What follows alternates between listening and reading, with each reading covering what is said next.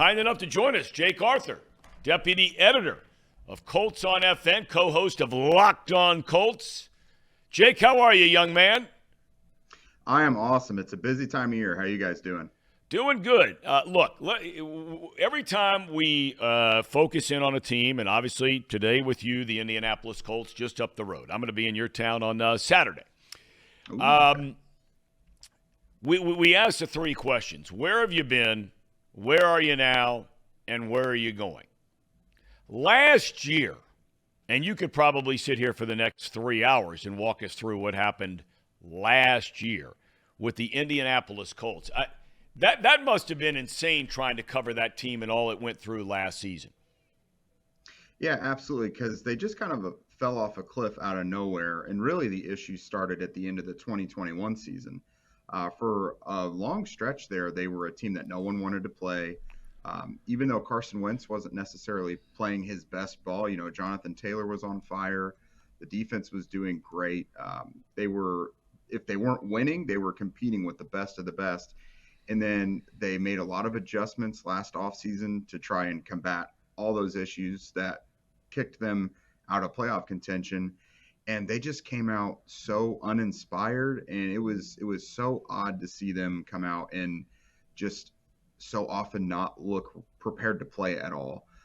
They were overmatched and outcoached on a regular basis, but they had so much of the same talent that was a playoff team just a couple years before. So it was really head-scratching. You saw the head coaching move, that was very obvious. Maybe not so much during the season, but I guess they felt it was getting so bad they had to do something. Did you agree with Wright getting let go? Ultimately, yes. I don't know that I necessarily would have done it right in the middle of the season, especially not for like Jeff Saturday, for example. They did have someone in-house that was a really good idea that I think most people internally wanted. That was Bubba Ventrone, their special teams coordinator. Really, no one saw the Jeff Saturday thing coming. So for that, I absolutely would have held on to Reich. But no, the locker room still very much cared for him and wanted to play for him. But I think maybe the message just kind of went stale because all of the issues that they needed to correct seemed very obvious, but they kept having the same things pop up. They kept showing up unprepared to play and just digging themselves huge holes, and something had to change.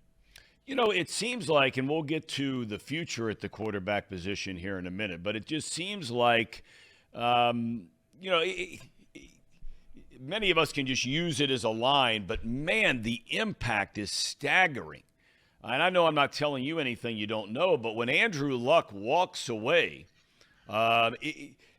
devastation on a franchise. It'd be like Burrow quitting tomorrow. I don't know anybody around here that can even conceive of that, but that's exactly what happened to the Colts. Yeah, it was earth-shattering because, he'd been dealing with those injuries and some issues since like 2015. And so even when he was playing, he was banged up, and then he missed that whole season in 2017. And then 2018, you finally got a healthy Andrew Luck. You got to pair him with this new head coach in Frank Reich, who is a quarterback whisperer. And they had an awesome season. They went back to the playoffs. Reich looked, every bit as advertised as the new head coach. Luck arguably had his best season of his career. And then you get this just calf injury, lower leg injury that, it happened early in the offseason, around this time, really. Or they at least started talking about it then. And he missed a lot of the on-field stuff, and you assume, okay, it's just a small little calf thing. Sure. He'll be ready by training camp. And then it kept lingering, and then they classified it as different things. And then ultimately it resulted in him saying, I just can't do this anymore. It had taken a toll on him mentally just so badly that as much as he loved football, he just wasn't willing to go through all the rehab and, coming back from injuries that he'd been having to do for the last several years. And then you look at kind of then the direction the franchise took. It just seems like, Jake, that they've got a lot of smart people up there, and it's been a great franchise for a long time. But it seemed like they were bringing in guys that were a year or 2 years or whatever it might be too late, too long, right? I mean, you go through the Phillip Rivers thing, you go through the who am I drawing a blank on? I know Matt Ryan, but there's somebody else they brought in Carson there, Wentz. Carson Wentz, and I'm just thinking. I mean, I guess you can't blame them for not trying. Is that fair to say? They might have made a mistake, but at least they were trying. Yeah, absolutely. And something they have finally admitted to after last season was they probably put unrealistic expectations on how close they were to being, a perennial deep playoff threat because Andrew Luck spoiled them so much throughout his career. He inherited a 2-14 team and turned them into 11-5 and a playoff team. And then as soon as you ever see any time with him not in the lineup, it looks like one of the worst teams in the league.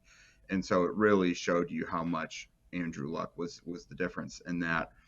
But no, they were always, after Luck retired and, they kind of weathered the storm with the Jacoby Brissett stuff. They assumed that they were still that really good team and they were just a steady presence at quarterback away. And it just showed you that if things weren't perfect around that quarterback, that it was not going to be good. Now, Phillip Rivers, that actually was a pretty good season. They got back to the playoffs, and about midway through the season, Rivers had a really good command of the offense and, was playing really steadily the second half of the year. They even should have beat the Bills in that wild card round. But then the Carson Wentz thing happened, and that got really, really ugly. And then it all came to a head this year with Matt Ryan, who definitely did appear to be at the end of the line. You see he's still not with the team right now. So the Colts did not have enough around these guys necessarily to make it work. And unless you're going to get an alien or some sort of perfect quarterback, it's just not going to pan out how they thought it would. Okay, let's talk about now what has happened and where the team is today. And here we sit 2 weeks from today out from the draft, and we'll get to that here in a second. Shane Steichen, your thoughts on him being brought in from Philadelphia to take over as head coach. Good move? I think so.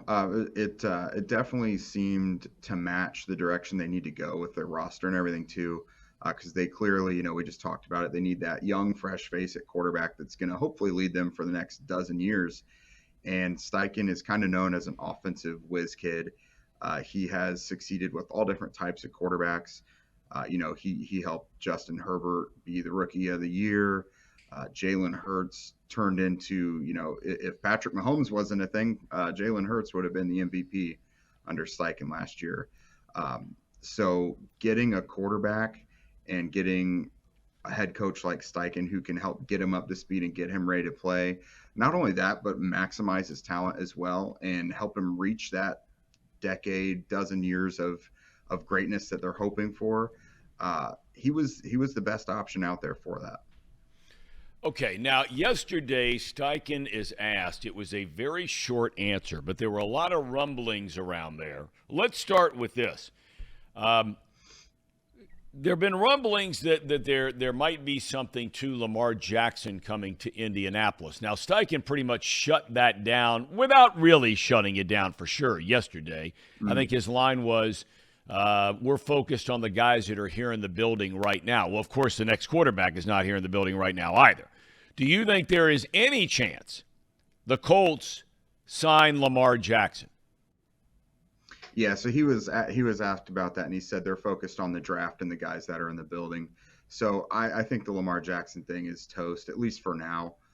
Things can develop in the draft where if they don't come away with a quarterback that they like and they're sitting there and Gardner Minshew is their quarterback after the draft, maybe they revisit it. But, the Odell Beckham Jr. thing in Baltimore, it sure seems like that was a move to keep Lamar there. The Lamar and Odell Beckham, it seemed like they had at least spoken about it. So I think the Lamar Jackson thing here is totally dead. I don't think it had a strong possibility to begin with. There's a huge contract to dish out, and a good portion, if not all of it, needs to be guaranteed. There's a lot of financial stuff to that I'm not sure the Colts would be willing to do for someone who wasn't a homegrown talent. They don't know Lamar Jackson yet, so that's a big financial commitment. And then the couple first-round picks you would have to give up. So I don't see that as a possibility. Now, I do think it's been discussed in the building. I think they have explored that option. They've probably even reached out to Baltimore to see, what's it going to take for you not to match, or for us to work out some sort of trade, like a sign and trade or something.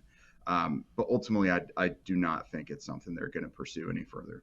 Okay, so now you move to the draft, and the Colts sit at 4, which is a really interesting, sort of delicate spot if you're looking for a quarterback. Look, nobody has a crystal ball. Most people feel like right now the most polished 2 figure to go 1-2 in the draft in any particular order: C.J. Stroud out of Ohio State and Bryce Young out of Alabama. But then you get into, there are a lot of people out there that love the potential upside of a Richardson. Arizona picks in front of Indy at 3. There's been reports that as many as 6 or 8 teams have talked to the Cardinals, who are looking for a quarterback, to trade for that number 3 pick. So now you start getting into the Anthony Richardson, sort of Will Levis, Herndon a little bit is in that mix. How do you think that whole thing plays out if you were a betting man? So I think the Colts, they've done their due diligence. I ultimately think, while a lot of us who cover them and a lot of the fans want to see them be aggressive, I do think they'd be content with staying at 4 and just seeing what falls to them. Knowing how picky they are about quarterback evaluation and other positions, they're going to have someone they feel strongest about. To me, I think C.J. Stroud checks the most boxes of any of these quarterbacks. So I actually did a thing on our show the other day. There's a scenario where he could be available to them, especially like number 3, if they wanted to move up. Arizona doesn't need a quarterback. The Colts do. Moving up from 4 to 3, as much as the Colts don't like to give up draft capital, it's not going to take a whole lot to move up 1 spot. Now, if there's a bidding war and you get someone like the Raiders, who are a little later down, or the Buccaneers, or someone who wants to move up, that they could sweeten the pot further than what the Colts are willing to dish up. But ultimately, I think unless C.J. Stroud is available to them, I think the Colts' preferred option would be someone like Anthony Richardson. Okay. The Colts, and especially with Chris Ballard at GM, they love these balls of clay that they can get into their building and turn into whatever they need them to be and help maximize their potential.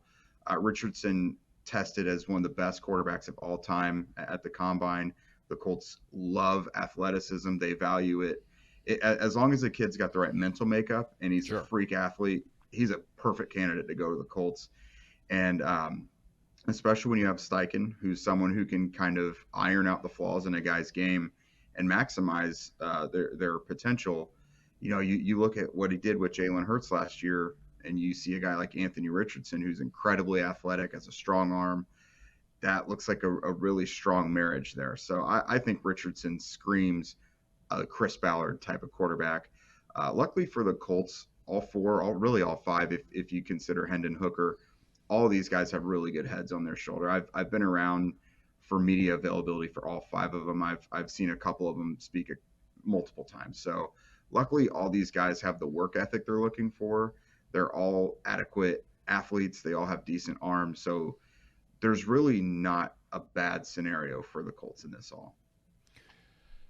When you look at pieces around, there are some guys to like on that Colts team. I think we all agree, when he's healthy, that Taylor is an outstanding back. He can run it well. He can catch it out of the backfield. You look at Pittman, who caught, I think, 99 passes last season, right? Not a lot of yards, but, I mean, they were having a hard time staying consistent at the quarterback position. Paris Campbell is an outstanding, potentially outstanding player. So they've got some guys. Offensive line-wise, would that group protect a young quarterback? How do you feel about that group? Yeah, so the Colts were pretty flawed in their thinking of the offensive line when they went into last year. They had Matt Pryor in at left tackle and Danny Pinter in at right guard. They had trusted those guys as backup, rotational utility linemen the year before, and both guys did really well. So they kind of let them be the leaders in the clubhouse, at those positions going into last year, but they did not provide adequate competition behind those guys whatsoever. So they were plugged in the starting line all offseason, and then when the bullets started flying and the season started, it went terribly. Luckily, they did have a couple young options they could turn to. They put Bernard Ryman in at left tackle, and then Will Fries in at right guard. It was shaky at first, but by the midway point, of the season and later into the season, the offensive line finally started to kind of hold up their end of the bargain.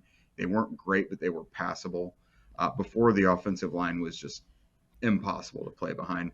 They turned someone like Jonathan Taylor, who set the league on fire the year before, into almost a non-factor. Any quarterback behind that line never stood a chance. But they got a great deal better at the end of the season. I think the starting five that they ended the season with is probably going to be what starts this next season. And while that is probably fine, I think they'll survive that way. I hope they know that, last season can't repeat itself. If they have this new quarterback they want to protect, they have to make sure there is competition on that offensive line. The best five have to win.